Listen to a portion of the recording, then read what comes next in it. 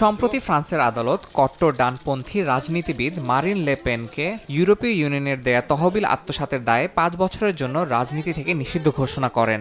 রায় ঘোষণার পর মার্কিন প্রেসিডেন্ট ডোনাল্ড ট্রাম্প প্রকাশ্যে লে পেনের প্রতি সহানুভূতি প্রকাশ করেছেন। সামাজিক মাধ্যম ট্রুথ সোশ্যালে ট্রাম্প এই ঘটনাকে রাজনৈতিক প্রতিপক্ষকে দমন করার কৌশল বলে আখ্যা দেন। একই সঙ্গে তিনি ইউরোপের বামপন্থী নেতৃত্বের বিরুদ্ধে পক্ষপাতমূলক আচরণের অভিযোগ তোলেন।